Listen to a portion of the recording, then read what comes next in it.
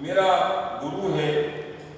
और मकड़ी जो जाला बनाती है, अपने मुंह से बनाती है, फैलाती है, जाल बिछाती है, उसके पीछे उसकी मंशा कोई उड़ने वाले मच्छर फंस जाए तो उनको वो आकर के आहार कर ले, और उसी मंशा में ताना बाना बिछाती है। आवश्यकता पड़ जाए तो उसको वापस समेट भी लेती है, जिस जाल को उसने बिछाया उसको वापस समेट लेती है। ये अद्वितीय कलाकृति है परमात्मा की इस जगत। परमात्मा ने इस जगत को पैदा किया, फैलाया, बढ़ाया, विस्तार किया, और जब उसकी इच्छा नहीं रहेगी तो शटाशट जैसे दुकानदार अपना सामान शाम को समेट लेता है, शटर डाउन कर देता है, ऐसे भगवान भी शटाशट लोगों को उत्प्रेरित करके, उत्तेजित करके, झगड़ालू बना करके और अधर्म पे उतारू कर देता है। तो अधर्म के कारण वो विनाश को प्राप्त हो जाते हैं, और अहंकार के उस अग्नि में वो जल मरते हैं, जिसे उमंग कहते हैं, जोश कहते हैं, और माया के उस पचड़े में फंस करके मर जाती है दुनिया।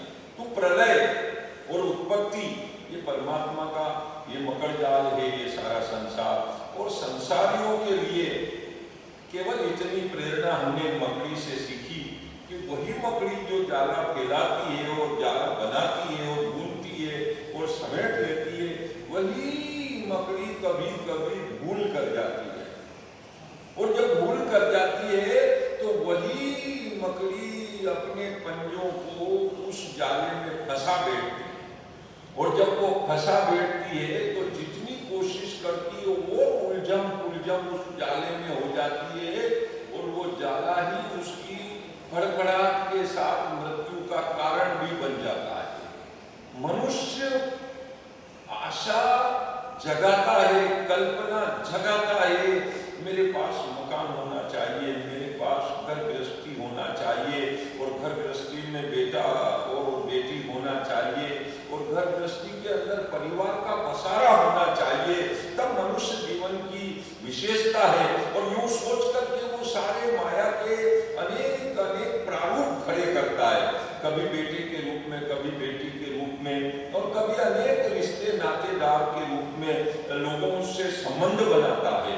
और इनके वहाँ गोदियां बिठाना है, इनके कोलियां बिठाना है, आदि आदि अनेक प्रकार के उपक्रम, और फिर उनमें सहन शक्ति की कमी, फिर उनमें बोली चाली और भाषा का जो सही निर्णय होना चाहिए उसका अभाव, मानसिक अध्ययन का अभाव, आप क्या चाहते हैं, सामने वाला क्या चाहता है, इसमें एक विरोधाभास, और उस विरोधाभास के बाद में आपके जीवन में एक द्वंद्व कायम हो जाता है, और वो ही एक ऐसी उलझन है जो बाद में जाकर के पारिवारिक क्लेश और बिखराव बन जाता है। और वो बिखराव बन करके बेटे पोते अलग जीवन जीना चाहते हैं, और आप एक अलग मानसिकता का जीवन चाहते हैं, तो बहुत कहीं कहीं जीवन को हम 63 बनाना चाहते हैं। 3 पे 6 आमने सामने बने तो आंकड़ा 63 का हो जाए, लेकिन कभी कभी वो अंक उल्टे पड़ जाते हैं और 36 का आंकड़ा बन जाता है। अब वो जो 36 का आंकड़ा बन गया वो वेर विद्वेष और क्लेश कारक है। और फिर लफड़ा क्या है कि दूसरों से लड़ना हो, दूसरों को जीतना हो, और दूसरों से पनाह मंगवानी हो, तो हम सब कुछ झोंक करके भी तो उस वेर विद्वेष को ठिकाने लगा देते हैं। लेकिन जब अपनों से ही लड़ना हो, और जब अपनों में ही झगड़ा हो, और जब अपनी ही मानसिकता में क्लेश और अशांति हो, तो आदमी बड़ा व्यथित हृदय हो जाता है, और व्यथित हृदय होकर के आकुलता व्याकुलता उसकी बढ़ जाती है। उसे अंग्रेजी में कहते हैं टेंशन।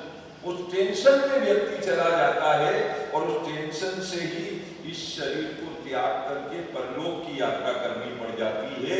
ऐसी स्थितियां तक निर्मित हो जाती है। इसलिए संसार को सूझबूझ से जियो, संसार को बहुत नपे तुले लफ्जों में व्यवहार करो और संसार को बहुत फूंक फूंक करके कदम रखते जाओ। पुराने लोग भजन गाया करते थे कि प्यारी माला तेरा जपना कठिन है, प्यारी माला तेरा फेरना कठिन। अब वो तो इतना कठिन नहीं रहा माला का फेरना, उसको तो बेंदा ढूंढा बूढ़ा अशक्त कमजोर साधारण व्यक्ति भी फेर सकता है। लेकिन दुनिया का जीवन जीना और लोक व्यवहार में शाबाशी अर्जित करना ये एक बहुत ही कठिन कार्य है। कहाँ अधिक बोलना, कहाँ कम बोलना, किस बात को सामने वाला स्वीकार कर रहा है तो उसको उस बात के लिए एग्री करना नहीं, अगर वो सहमत हो रहा है तो अपनी बात को अपने मन में रखो और उसको परोसने की जरूरत नहीं है।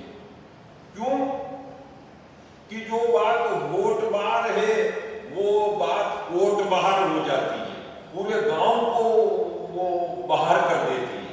इसलिए ये जगत का जो व्यवहार संबंधित जो प्रारूप है इसको हमेशा जीवन में निभा के चलने की आवश्यकता पड़ती है।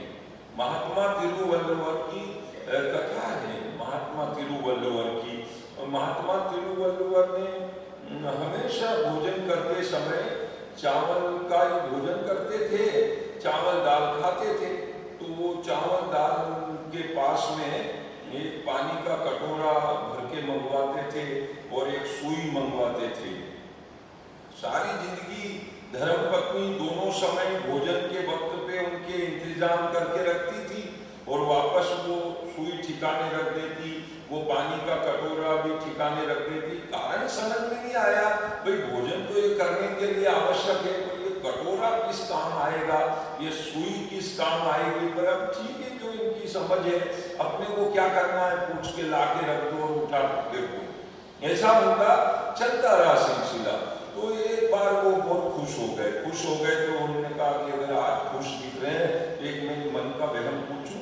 उन्होंने कहा पूछो। बोले ये जो आप भोजन करते हैं, इस भोजन में पानी का कटोरा मंगवाते हैं और एक सुई मंगवाते हैं, ये क्यों रखते हैं आप पास में? तो इसके पीछे क्या रहस्य है? ये कौन से देवता की साधना है, आराधना है, ये कौन सा धर्म ध्यान है? इसको हम समझ नहीं पाए, तो आप बताएंगे इसको खुलासा करके। तो महात्मा तिरुवल्लुवर ने कहा बहुत सिंपल सी बात है, मैं अन्न का अपमान बिल्कुल बर्दाश्त नहीं करता हूँ और वो एक कण मात्र भी बर्बाद नहीं होना चाहिए। मतलब बहुत सारे लोग ऐसे उलझन भरे दिमाग से पुरुषगारी करने आते हैं, तो कहीं इधर चावल बिखर रहे हैं, उधर चावल बिखर रहे हैं और इधर दाल के छींटे पड़ रहे हैं, उधर दाल के छींटे पड़ रहे हैं, तो वो मेरे को बर्दाश्त नहीं।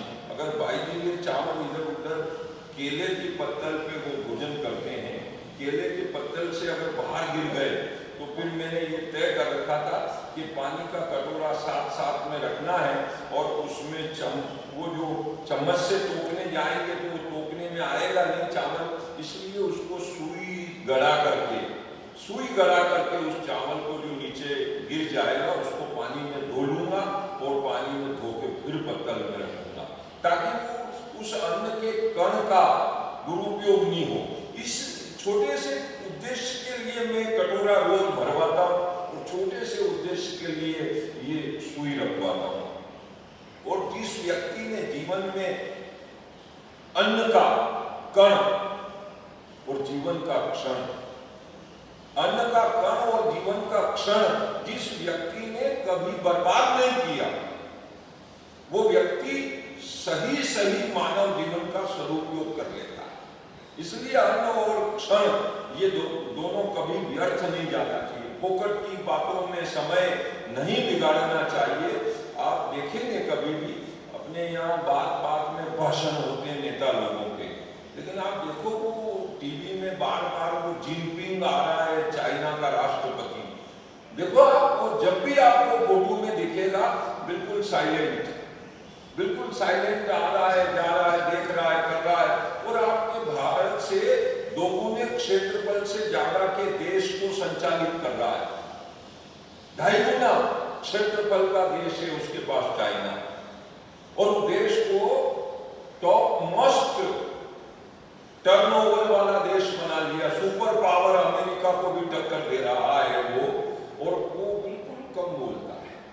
आपके पाकिस्तान के जो मुखिया लोग हैं ज्यादा भाषण करेंगे, अपने भारत के जितने भी नेता लोग, और यहाँ भाषण, वहाँ भाषण, भाषण भाषण, यहाँ की पब्लिक भाषण से खुश है, और वहां की जो पब्लिक है वो आविष्कार से खुश है, अनुसंधान से। वो आविष्कार में विश्वास करते, कर्तव्य में विश्वास करते हैं, कार्य प्रणाली में विश्वास करते हैं। तो जितना अधिक आदमी काम करेगा उसकी प्रगति और विकास होगा। ये मंत्र आया कहां से? भगवत गीता में दिया। योगा कर्मसु कौशलम, खाली ऐसे हाथ करो, ऐसी गर्दन करो, ऐसे कमर झुकाओ, ऐसी टांगे करो, ऐसे बाके चुके हो, ये व्यायाम नहीं है, ये योग मात्र नहीं है। ये भी एक योग का एक संक्षिप्त स्वरूप है, लेकिन बड़ा स्वरूप यह है कि आप जिस किसी कर्म की ड्यूटी पर लगे हुए हो उसमें मुझे फायदा मिले या न मिले, मुझे शाबाशी मिले या न मिले, लेकिन उस काम को मैं तल्लीनता से करूं, बिल्कुल उस काम के रूप में ढल जाऊं, मेरा मन एकाग्रता से उसमें जोड़ दूं। जैसे उन्होंने बाण बनाने वाले को गुरु बनाया, तो बाण बनाने वाला इतना तल्लीन होकर के उस निशाने को साध रहा था कि राजा की सवारी के बाजुओं पर भी उसका ध्यान नहीं गया। तो आप दत्त चित्त होकर के एकाग्रता से अपने कार्य में बने रहो। तो ये योग कर्मसु कौशलम। आप जो भी काम करो सावधानी से करो। आप गाड़ी चलाओ तो सावधानी से चलाओ, आप रोटियां बनाओ तो सावधानी से बनाओ, आप चाय बनाओ तो सावधानी से बनाओ, आप जो भी कोई कार्य प्रणाली पर भजन गाओ एकाग्रता से गाओ, सत्संग करो तो एकाग्रता से करो, आप जो भी कुछ काम करो। और ईश्वर ने मुझे इस कार्य के लिए इंसान बनाया है, और ईश्वर ने मुझसे ये अपेक्षा रखी है, तो मुझे उसकी अपेक्षा में खरा निकलना है, खरा बनना है।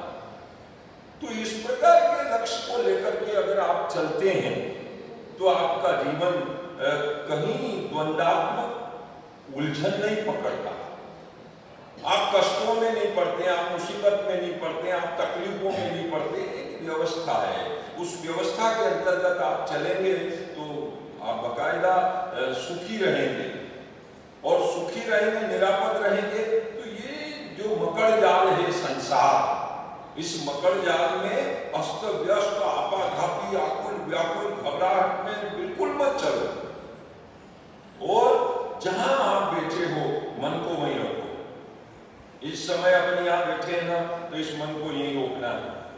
जब अपन चल रहे होते ना तो अपनी निगाह बिल्कुल रोड के ऊपर होनी चाहिए।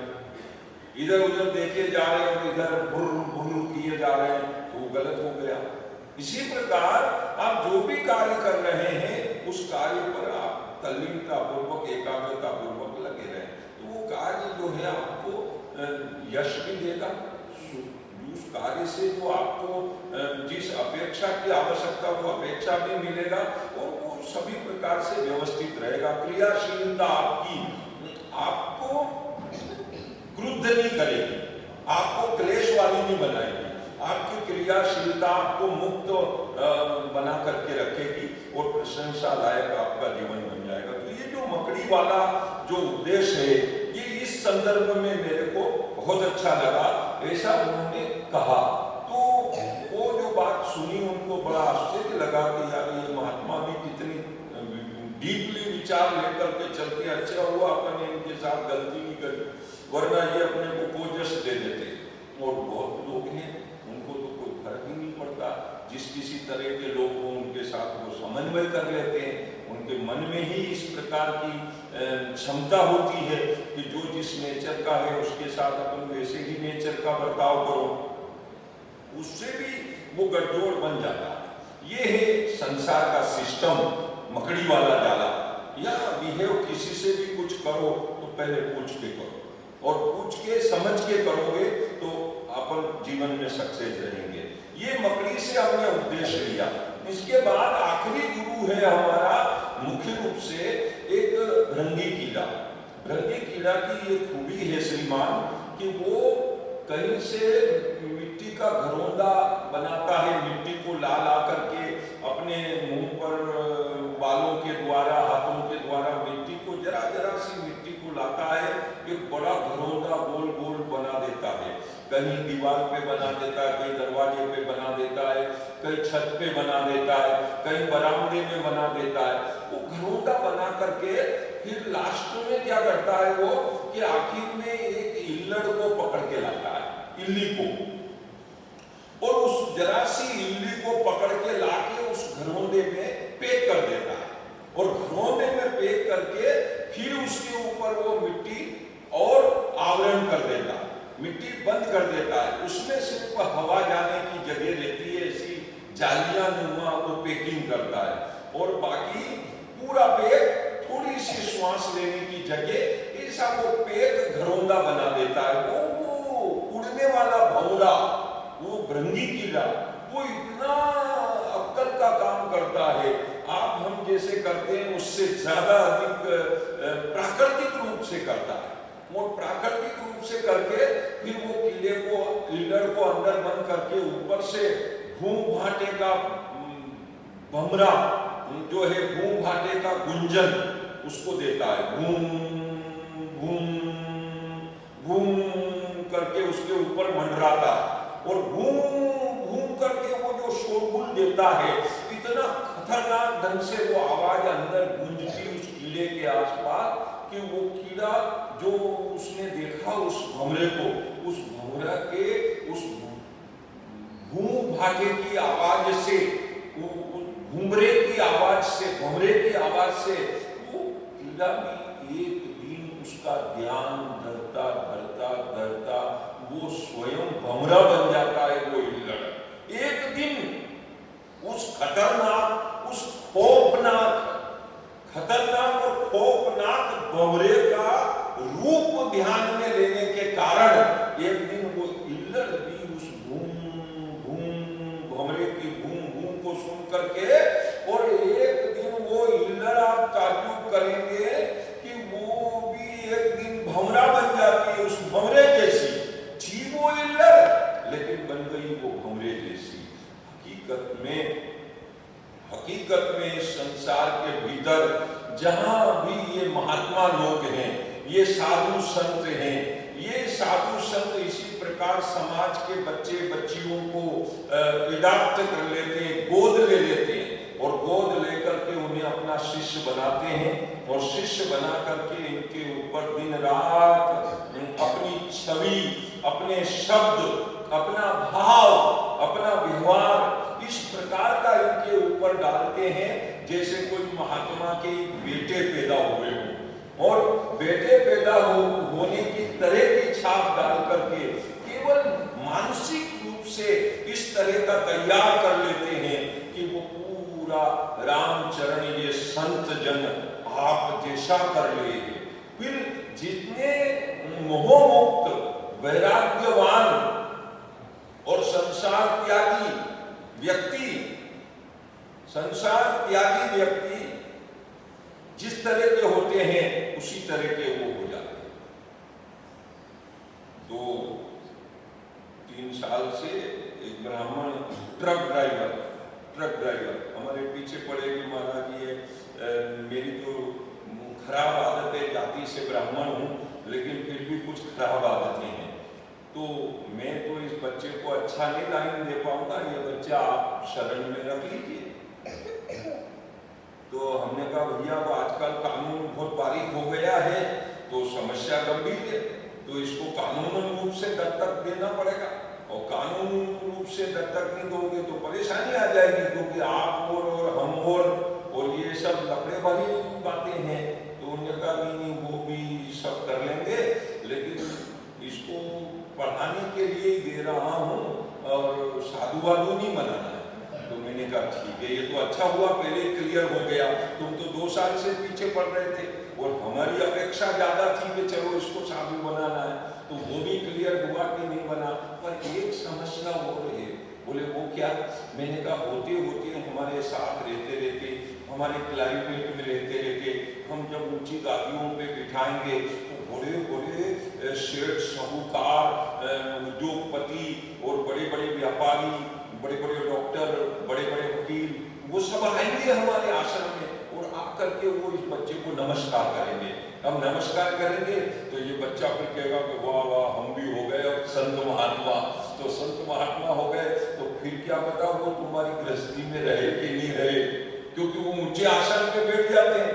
अब ऊंचे आसन का एक अलग आभा मंडल है, एक अलग वर्तुल है और उसकी एक अलग इमेज है। वो इमेज, वो छवि गृहस्थ आश्रम में नहीं होती, वो एक सरल व्यवहारिक जीवन पद्धति है और ये सिद्धांतिक सिक्योर लाइफ है, ये घुलनशील लाइफ नहीं है। जैसे अपने यहाँ हम कहते हैं ना, जैसे कोई चीज को फ्राई कर दिया तो फिर वो घुलनशील नहीं बनती, क्योंकि वो फ्राई हो गई तो उसमें कड़कपन आ जाता है। तो समाज से जब व्यक्ति कट करके और एक अलग आश्रम पद्धति में इस आराधनीय पूजनीय परंपरा में शामिल होता है, तो फिर वो अपनी मर्जी से ही जहां तहां नहीं बैठता, अपनी मर्जी से ही जहां तहां घूमने नहीं जाता, अपनी मर्जी से ही उसको कोई कितना भी निमंत्रण दे कि महाराज जी हमारे घर पधारिएगा, महाराज जी हमारे वहाँ प्रोग्राम है, आज हमारे वहाँ फंक्शन है, आप अटेंड करिएगा आकर के, बहुत अच्छा लगेगा हमें। और वो उसका अंदर से मन ही नहीं करता है कि किसी फंक्शन को अटेंड करने के लिए जाना है और कोई कार्यक्रम सामाजिक रस्मों रिवाज का है, उसमें मुझे भागीदार बनना है। वो बिल्कुल मन से एग्री नहीं होता है, क्योंकि वो सेफ माहौल में पला बड़ा, एक अलग उसका रिस्पेक्ट होता है, एक अलग उसका क्रेज होता है, प्रतिष्ठा होती है, एक उसकी अलग से पहचान होती है। तो उस पहचान के दायरे को ही वो अपनी जीवन शैली बना लेता है। अब फिर सामान्य जगहों पर बैठना और सामान्य लोगों के घर खुशामद करने जाना और सामान्य लोगों के भीतर घुलनशीलता, आत्मीयता रखना उसके बस की रहती नहीं है। वो मामला ही अलग हो जाता है। और बोले फिर मेरे को नहीं रखना, मेरे को तुम सुखी ना हम भी सुखी, तुम भी धोखे में नहीं ना हम भी धोखे में नहीं। ये बहुत अच्छा मामला है, क्योंकि ये स्थिति परिस्थिति संसर्गजन्य दोष है, संसर्गजन्य दोष के मन है। इस मन को अपन संसार में लगाएंगे और कुसंग में पड़ जाएंगे तो अपन कितने भी अच्छे खानदान में पैदा हुए, कितने भी नाम और यश वाले बाप के घर में पैदा हुए, लेकिन जब गलत सोसाइटी में पड़ जाएंगे तो बस उसके ही अधीन हो जाएंगे। और जब उच्च कल्चर और उच्च सोसाइटी में जाएंगे तो इस प्रतिष्ठा वाले महिमान्वित जीवन शैली को त्याग करके निम्नता को अंगीकार करने के लिए मन स्वीकार नहीं होता, ये कठिनाई आ जाती है। तो ये एक ऐसा वातावरण बनता है। ये जो संत महात्मा है इसी तरह से तमाम लोगों को समाज से ले करके और धीरे धीरे उसे परमात्मा से जोड़ते हैं। और जब परमात्मा से जोड़ते हैं तो कैसे वाणी जी का पाठ होता है, पाठ करने लग जाते हैं, कैसे माला फेरी जाती है, कैसे सुमरन किया जाता है, कैसे बोला जाता है, कैसे चला जाता है, वो तमाम चीजों को वो अपने भीतर एक्सेप्ट कर लेते हैं, ग्रहण कर लेते हैं। और जब इस तरह से ग्रहण कर लेते हैं तो एक दिन भगत मात्र नहीं बनते, सज्जन मात्र नहीं बनते, बल्कि वो महात्मा भी बन जाते हैं। और महात्मा बनने के पीछे सिर्फ वो एक उनका दर्शन, उनका आदर, उनका सम्मान, ये कई लोग साध्वियां बन जाती, कई साधु बन जाते, कई मुनि बन जाते, कई महात्मा बन जाते हैं। और हुए वो चमत्कार कि शास्त्र को पढ़ोगे तो सिर्फ एक कल्पना आएगी मन में, ग्रंथ को पढ़ोगे तो एक कल्पना मन में पैदा होगी, लेकिन प्रत्यक्ष में जब संत के भीतर जब भक्ति देखी जाती है, और उस भक्ति के द्वारा प्रभु की शरणागति वो बात बात में वर्णन करता है। तो उस शरणागति का जो चमत्कार देखने को मिलता है, अरे ये भगत कहां से आ गए, अरे ये सेवक कहां से आ गए, अरे ये सहयोगकर्ता कहां से आ गए, ये सहयोगकर्ता अचानक कैसे खड़े हो गए। ये सब चमत्कार देख करके राम उस चमत्कार को देख करके और दूसरे के मन में भी वो प्रेरणा जागती है। इसका मतलब ये जो धार्मिक परिवेश है इसका संचालन ईश्वर के हाथ में है और ईश्वर इनकी आपूर्ति कर रहा है। और आप देखो जितना घर गृहस्थियों के पास में परिग्रह नहीं है, इकट्ठा धन नहीं है, कारोबार नहीं है, उससे ज्यादा आप धार्मिक स्थलों पे जाके देखो, व्यास में जाकर के देखो कितना महानगर बसा हुआ है, आपकी आंखें दंग रह जाए। वो एक दक्षिण में थे पुट्टू स्वामी, क्या पुट्टापुर्ती स्वामी सत्य साईं बाबा, वो घुंघराले बाल वाले, 20 किलोमीटर तक दाएं बाएं उनकी रेल पटरी और उनका ही कारोबार। इधर माउंट आबू में देख लो आप ब्रह्मा कुमारियों का, आइए पढ़ा कुर्सी लगा दो साहब। हाँ,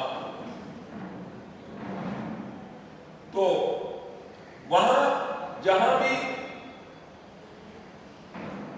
अभी हमारे बीच में 2-3 दिन से उपराज जी मोदी साहब पधार रहे हैं और उन्हीं के स्नेह और प्रेम की वजह से मानेंगे हम, हमारे महावीर जी मोदी भी जो जय काथल में सेवा प्रदान कर रहे हैं, प्रवचन प्रसारित कर रहे हैं और अनवरत रूप से बचपन से रामवरे से दलोट को यहाँ सेवा में शंभू राम जी महाराज के साथ जुड़े रहे।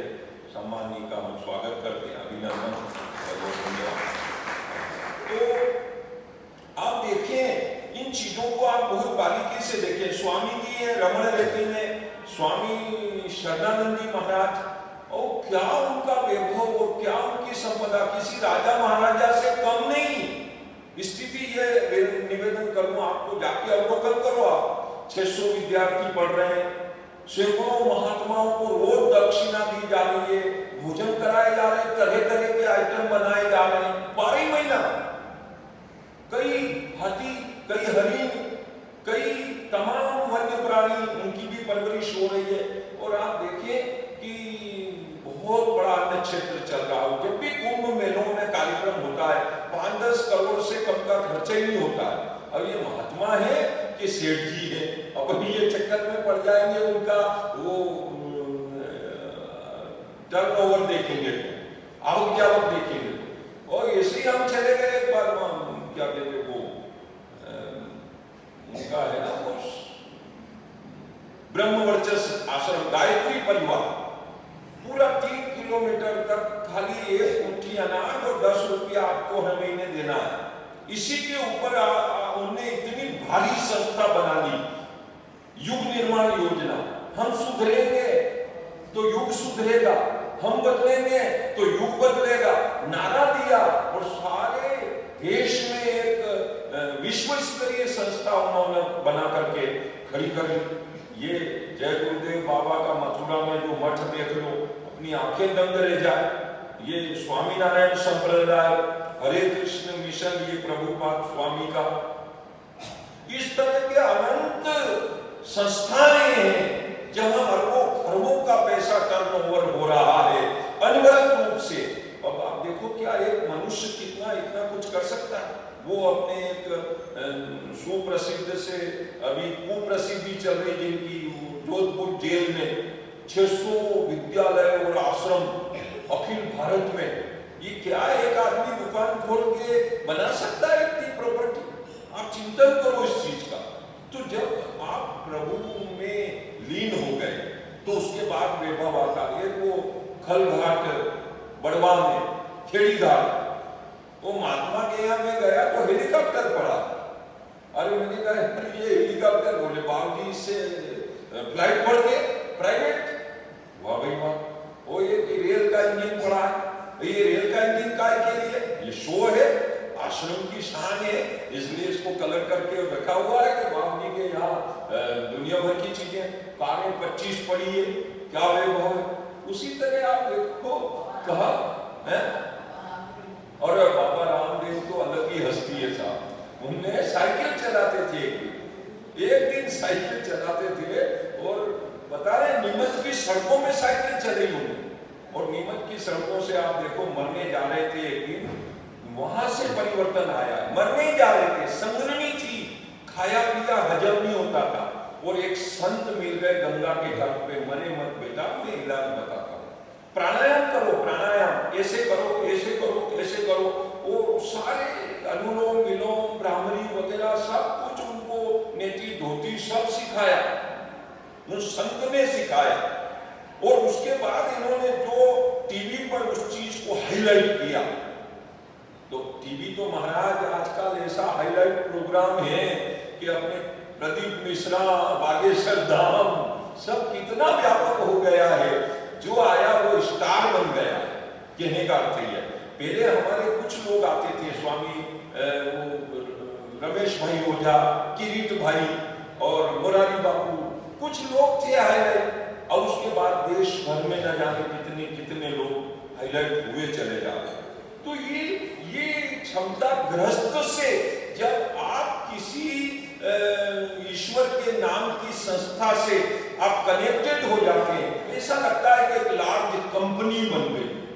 और कंपनी बन करके और सहकारिता के आधार पर, सामूहिक सहयोग के आधार पर वो एक व्यापक संस्था बन करके और धर्म प्रचार का एक बड़ा जहाज बन करके खड़ी हो जाती है।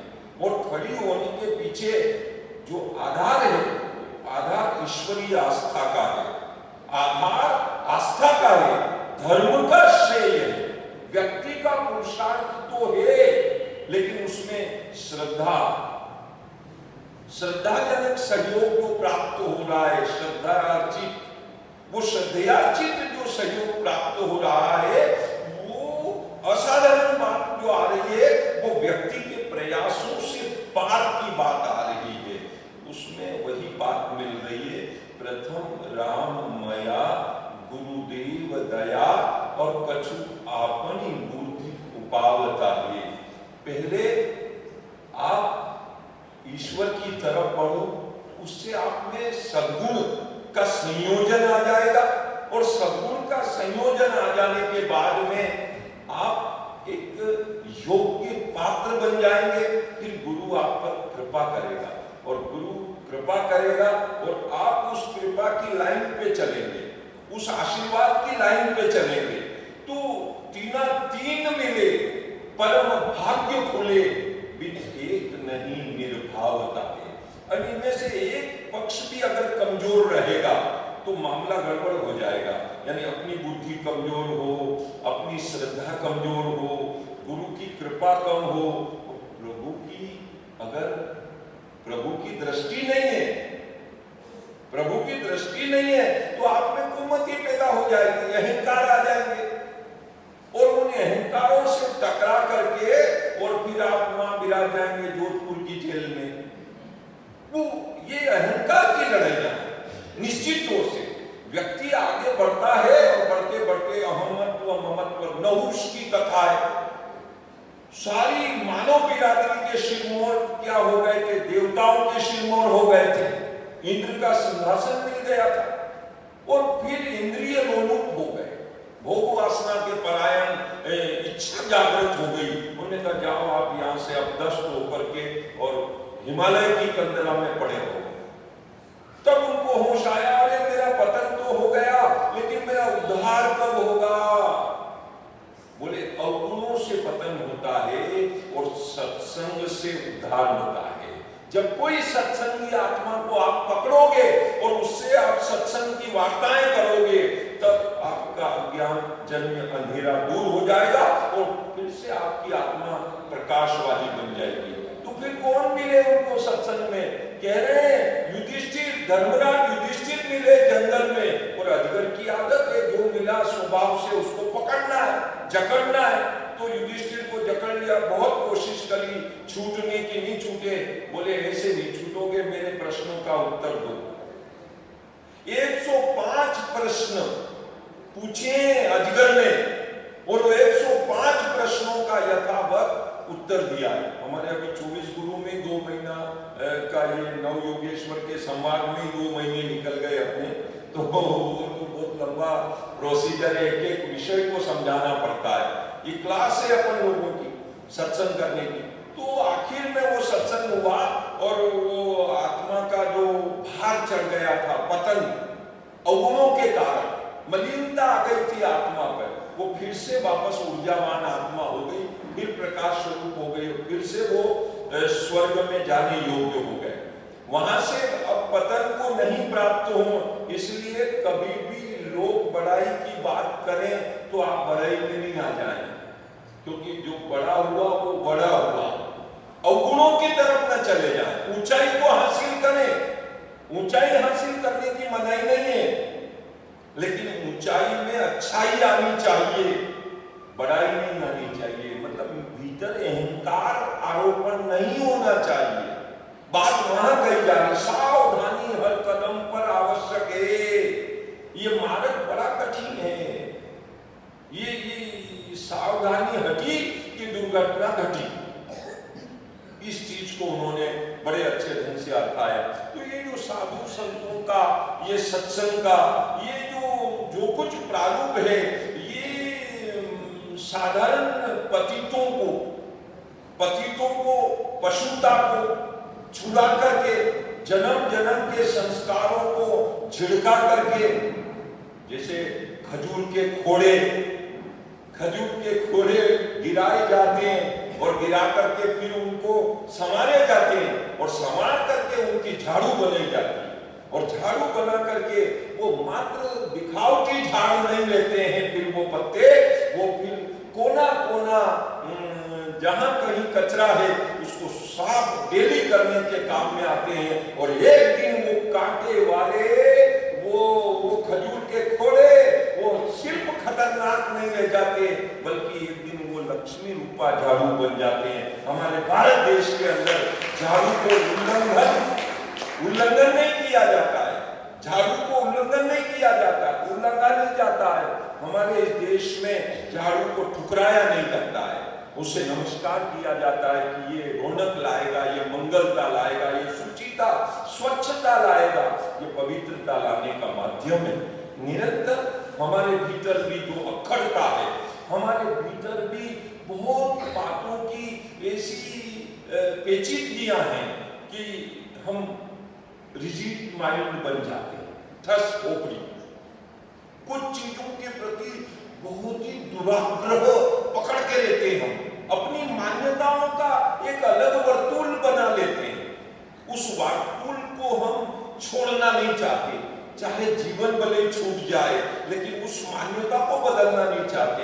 अगर आदमी निरंतर अपने भीतर संशोधन कर ले, अमाइंडमेंट कर ले, अपने भीतर निरंतर विचारों की चेतना को जागृत कर ले कि जो अच्छी बात बताई गई है और हर तरह से अच्छी है, इसे मुझे स्वीकारना चाहिए। और जो बातें दोहराई गई है, थारी आत्मा के दाग लगाए मती आत्मा के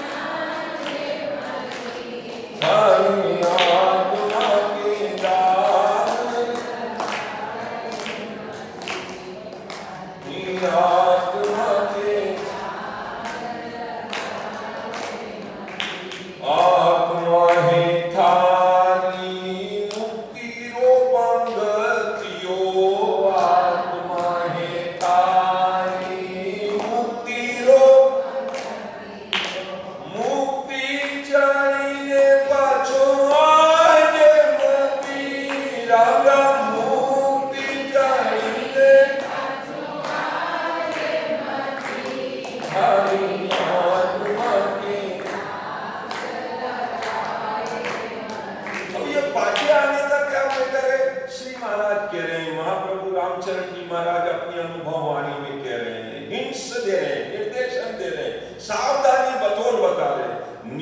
स्वरूप निरखे नहीं, जब लग राम पुकार, निज स्वरूप निरखे नहीं, तब लग राम पुकार, राम चरण घर क्यों लहे, जो पंथ में बैठा हार। मान लिया घर से आप निकल गए, राम को अरे जाना है, अब इतने में ये धूप खिल गई, बादल हट गए, गर्मी लगने लगी, परसेवा होने लगा, पसीना होने लगा आपको, आपने कहा ये घबरा गए, अब नहीं चलाए क्योंकि गर्मी हो गई, तो आप बैठ गए, थक गए। अरे उन्होंने कहा देखो देखो आप घर से चल के आ गए और बोल के भी आ गए, अब आप यही हिम्मत हार जाओगे तो फिर सत्संग छूट जाएगा। अरे यहाँ तक आ गए तो थोड़ा सुस्ता लो और फिर से वापस चल पड़ो। अगर चल पड़ोगे तो सत्संग नहीं मिले कोई बात नहीं, सत्संग नहीं मिले तो कोई बात नहीं, आरती का दर्शन कर लेना, और आरती भी नहीं मिले तो कोई बात नहीं, आप तो प्रसाद का लाभ तो ले लेना ना। चलो चलो थोड़ी हिम्मत करो, हम आपको सहारा देंगे। तो किसी ने अगर आपको प्रोत्साहित कर दिया, प्रेरित कर दिया, तो आप चल पड़े। आप भी कहेंगे वाह 1 से 2 हो गए, अब चलो कोई बात नहीं करेंगे, तो फिर आप पहुंच ही जाएंगे। और होता यह है राम, होता यह है जीवन में कि हम कई बार ईश्वर को जानते हैं, मानते भी हैं, प्रयासों में कभी से जाते। ईश्वर की चर्चा बचपन से सुनी है, ऐसा नहीं है भारत में कोई पैदा हुआ और उसे ईश्वर की जानकारी नहीं है, चाहे पढ़ा लिखा चाहे अनपढ़, चाहे गांव क्या जंगल का आदिवासी, सबको ईश्वर की महत्ता है। कोई जय चारुंजानाथ की कहता, जो कोई कहता जय महादेव की, है ना। तो दृष्टि अपनी अपनी है लोगों की, पर मानते सब, और वो प्रयास नहीं कर पाते, प्रयास की कमी रह जाती है।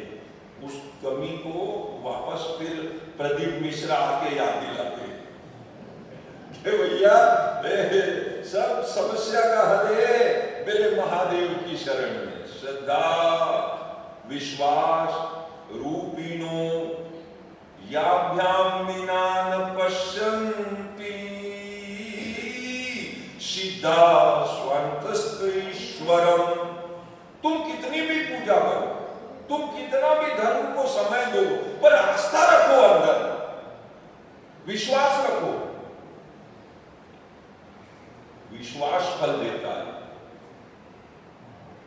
रात को हमारी पुखराज जी साहब से चर्चा हो रही थी, तो एक प्रसंग याद आ गया कि मिश्र कथा बहुत ही करी, पर तनिक न लयो विचार। एक पंडित जी कथा वाचते थे, पर खाली कथावाचक ही थे, विचार विवेक नहीं जगाते थे कथा से। वो एक खाली कुर्सी पड़ी उधर, वो भी इधर दे दो, उधर पड़ी, तो जरा भी विचार नहीं करते थे पंडित जी, और कथा वाचते थे। ये चीज कथा जो लिखी है वो यथावत सुना देते थे। तो उसमें ऐसा लिखा हुआ था कि ये भगवान की भक्ति भव सागर से मनुष्य की आत्मा को पार लगा देती है, पार कर देती है। ईश्वर की भक्ति भव सागर से मनुष्य को पार लगा देती है। तो भगवान की आस्था रख करके भव सागर से पार होने के लिए हमें भक्ति करनी चाहिए। तो एक गुजरी थी, वो रोजाना नाव में बैठ करके और कथा सुनने के लिए आती थी। कथा तो क्या सुनती थी, वो तो दूध बेचने आती थी, और दूध बेच के सोचती कि चलो गांव में तो जाना ही है, घर का काम तो करना ही है, गोबर गारा उठाना ही है, तो थोड़ा सा कथा भी सुन लेते हैं तो प्रसाद मिल जाएगा। प्रसाद के लोभ से वो कथा में आ जाया करती, तो वो कथा में आती थी। और आज उसने सुना और राम नाम भव सागर से पार कर देता है। तो फिर यार अपन कैसे पागल है जो रोज उस नाव वाले को किराया दे करके और नाव में बैठ के अपन नदी पार करते हैं। भव सागर तो बहुत बड़ी चीज है, नदी तो छोटी सी चीज है, तो इसको बिना पैसे के राम राम राम राम राम राम राम बोलते हुए पार कर लेना चाहिए। तो उस डोकरी किया ने हृदय में आस्था करी कि राम अब आज से खर्चा नाव का बंद, और अब तेरे जिम्मेदारी से हम शरीर को पार करेंगे। अब तू संभालियो हमारे शरीर को, हम बहके नहीं चले जाए कहीं, ध्यान रखियो हमारा, हम तेरा सुमरन करेंगे, तू हमें पार करियो। तो राम राम राम राम राम राम राम राम बहुत भाव से, बहुत आस्था से उसने नदी में चलना शुरू किया। तो धीरे धीरे धीरे कहीं पांव अड़े नी अड़े, तो नदी के पार पहुंच गई। उसने कहा जो बोलो राम सच्चिदानंद भगवान की, राम भगवान की जय हो। तो उसने कहा भगवान ने मेरे को पार कर दिया, खर्चे का बंद छूटा, ऐसा सोच के वो रोज आने लगी, राम राम राम राम करके आने लग गई, राम राम करके जाने लग गई, रोज का क्रम हो गया। अब एक दिन उसने पंडित जी को कहा कि बाबूजी घर पे पधारो भोजन प्रसादी करने के लिए, क्योंकि ले जाते हैं घर को पवित्र करने के लिए, महात्माओं को घर पे कोई मधुकरी लेने जाते हैं, कोई भोजन करने जाते हैं, तो आप पधारो। उन्होंने कहा जरूर चलेंगे साहब। तो आ गए पंडित जी, एक दिन आ गए और वो तो चली जा रही है उसमें नदी में, पूर्व नदी में चली जा रही है, और पांव तक ही, घुटने तक ही उसका तो शरीर गीला हो रहा है, आगे हो ही नहीं रहा। उसने कहा नदी तो गहरी है और ये तो घुटने तक ही उतर के जा रही है, राम चमत्कार हो गया ये तो। और देखा इधर डोकरी में पलट के, तो वो पंडित जी तो इसी किनारे खड़े, अरे बोले बाबूजी आओ नहीं, पधारो नहीं। अरे बोले मैं नहीं आऊं। बोले क्यों? अरे बोले ये नदी मेरे को बहा के ले जाएगी। अरे बोले मैं इसमें चल के आई अभी। अरे बोले तू तो जब क्या जादूगरनी है। अरे जादूगरनी मैं नहीं बाबूजी, आपकी कथा है, आपकी कथा में आपने जिस दिन कहा था ना कि भवसागर से पार कर देता है राम नाम, मैंने उसी दिन से उसका जाप शुरू कर दिया। और वो ये चमत्कार देखा बाबूजी कि उसी दिन से मेरा नाव का खर्चा छूट गया। वो आप भी आ जाओ अब पार, आप तो हमारे गुरु हो। तो उन्होंने कहा कि नहीं असो गुरु नहीं बनना। अब आप देखिए जिनकी आस्था है उनकी बहुत